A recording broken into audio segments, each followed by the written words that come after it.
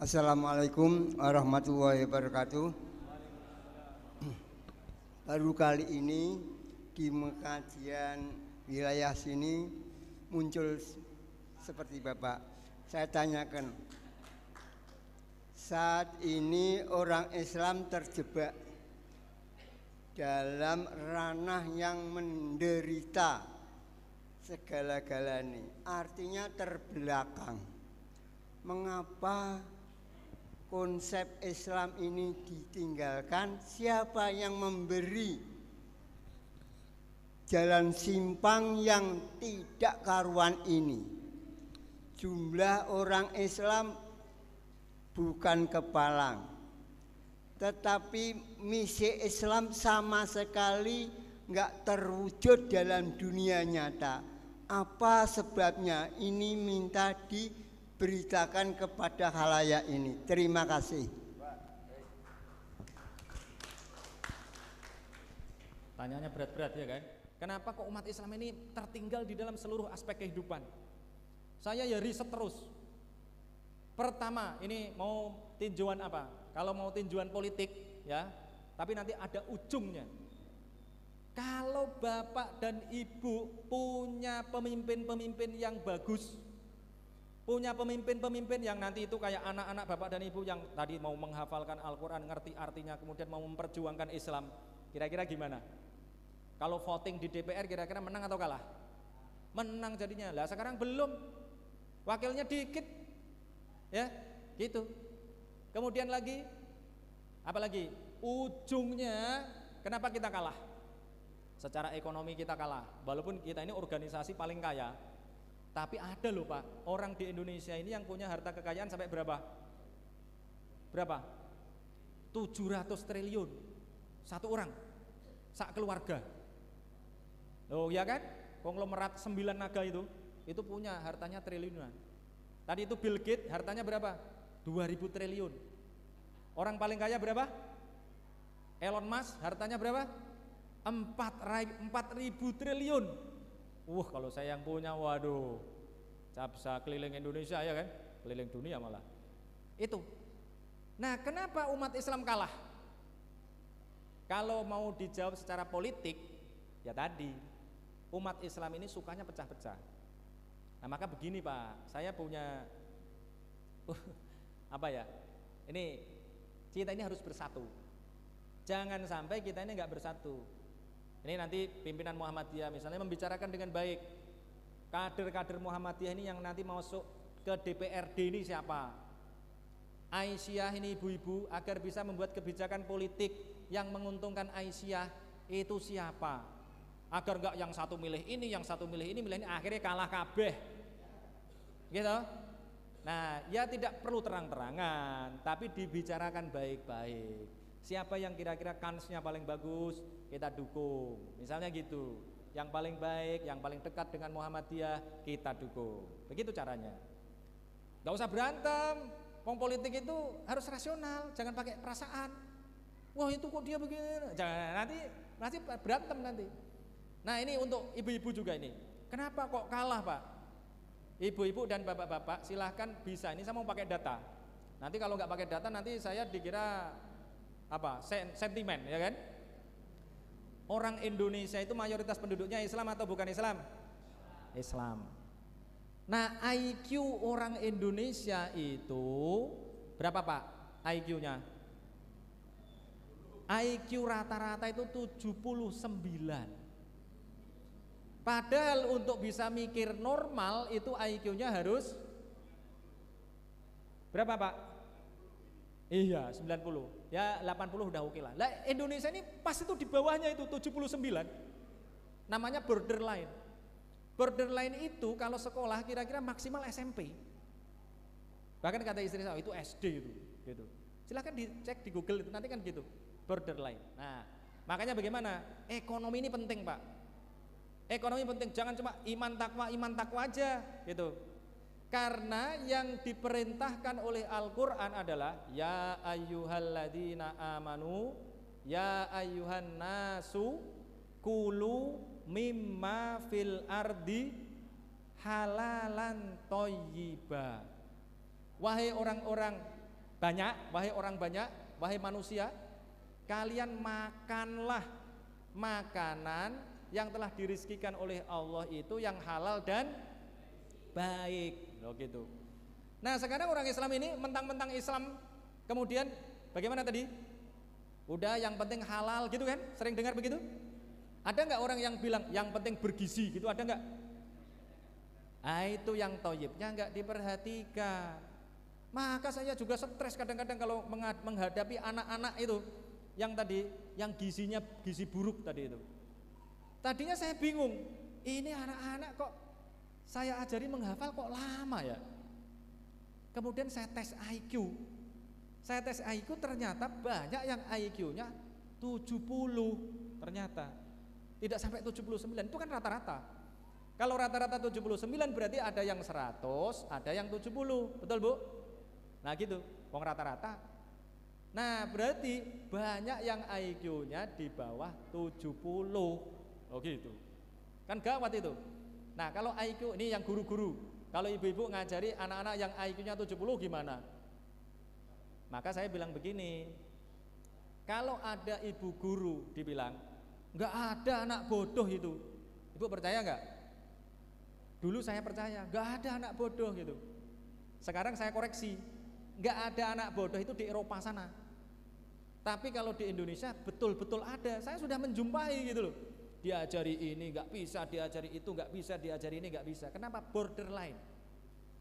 Kenapa kok begitu? Karena makan dagingnya hanya saat Idul Kurban, loh gitu. Ada banyak kampung yang nyembelih sapi, bahkan ada yang Idul Kurban itu korbannya cuma 3, kambing 3. Gimana cara baginya Pak? Loh serius ya kan? Ada kan? Nah bagaimana? Padahal tadi itu kita mesti makan daging, minum susu, makannya harus penuh dengan gizi seimbang.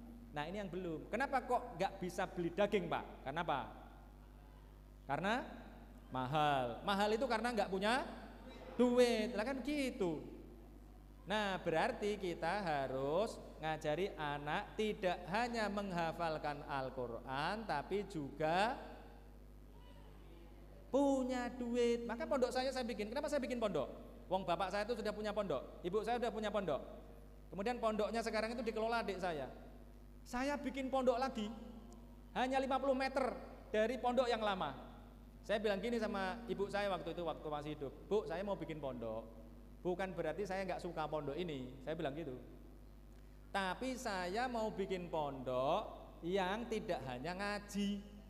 Karena saya sudah mengalami, saya di Jakarta itu berteman dengan politisi, berteman dengan pengusaha dan lain-lain. Saya sudah merasakan kalau saya nggak punya duit itu nggak terhormat. Kalau jadi penceramah nanti berharap amplop, loh gitu. Maka saya mau bikin pesantren. Pesantren saya ini anaknya harus pinter, harus kaya, nanti harus berkuasa, loh gitu. Jadi anak-anak di tempat saya itu kalau disebut planet Nuvo, cerdas, kaya, berkuasa, gitu. Gitu Pak. Makanya kalau ada orang misalnya tadi itu, wah duit itu ora penting. Bales Pak. Bales bagaimana? Duit itu memang bukan segala-galanya, tapi segala-galanya butuh duit. Loh itu real itu, ya. Dan sudah dicontohkan oleh Nabi. Nabi itu bagaimana? Nabi itu makanya maju. Nabi itu kenapa mau kemana-mana itu ada duitnya. Saya mau ke sini ada duitnya. Bensin saya penuh gitu. Kalau nggak penuh, wah Pak Ali ini bensinnya habis di tengah jalan kan gawat. Wah ustadznya nggak sampai gitu kan. Loh gitu. Nah Nabi mengajarkan gimana? Nabi Muhammad itu lahir dari keluarga ekonomi canggih. Kemudian kecilnya sudah latihan menggembala. Maka di para pesantren saya itu ada kambingnya Pak 200. Loh ada kambingnya 200. Kenapa? Santri itu harus bisa menggembala. Saya diinspirasi oleh hadis Rasulullah, ma ba'atsallahu nabiyyan illa ra'al ghanam. Tidak ada nabi kecuali dia pasti penggembala kambing. Saya ingat waktu kecil, oh iya saya menggembala kambing waktu itu kelas 6 sampai kelas 3 SMP. Saya menggembala kambing. Menggembala kambing itu jadi pelajaran saya ngurusi santri. Santri itu kalau ditarik mati. tarik terlalu kenceng. Wedhus itu, sapi kalau tarik terlalu kenceng mati ya kan, ketekekan itu. Tapi kalau dibiarkan gimana? Makan tanaman gitu. Maka harus pas tuh nariknya. Kadang ditarik, kadang diulur, kadang ditarik, kadang diulur. Kadang dimarahi, kadang dipuji, loh gitu. Kambing juga begitu. Maka saya, wah ini harus pelihara kambing. Pelihara kambing itu sunnah Rasulullah, kemudian bisa menghasilkan uang. Karena dulu saya saat kelas 3 SMP, saya itu sudah punya kambing 18 Pak. Kemudian ketika mondok, saya butuh kitab, bapak saya meninggal tiba-tiba itu. Nah kemudian kambing saya itu saya jual, saya belikan kitab. Kalau saya nggak punya kambing itu, wah saya nggak bisa beli kitab. Saya nggak ada di sini sekarang. Loh gitu. Ya. Berarti duit penting apa enggak? Penting. Nah umat Islam ini sekarang cara berpikirnya keliru tadi itu. Iman-iman aja gitu. Tidak membekali dirinya dengan modal.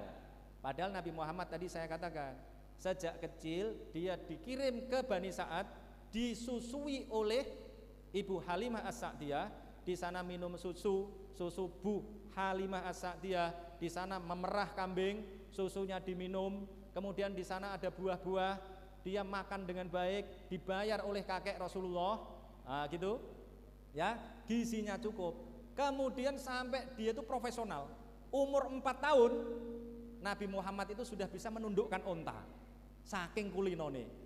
Maka Nabi Muhammad pergi ke mana tadi itu, ke Syam itu, diajak oleh pamannya. Itu sebenarnya karena apa? Karena dia bisa menundukkan unta. Kalau sekarang berarti jadi bengkel sekarang. Bisa jadi bengkel. Nah kemudian jadi berdagang. Umur 25 tahun sudah menjadi CEO sukses. Sekarang anak kita umur 25 tahun di mana? Pengangguran, ya kan gawat ya kan? Nabi Muhammad umur 20-an tahun itu sudah jadi CEO sukses, punya duit, istrinya 2/3 kekayaan Mekah miliknya, kemudian uangnya digunakan untuk berdakwah. Lah kira-kira kalau uangnya digunakan untuk berdakwah maju gak Pak?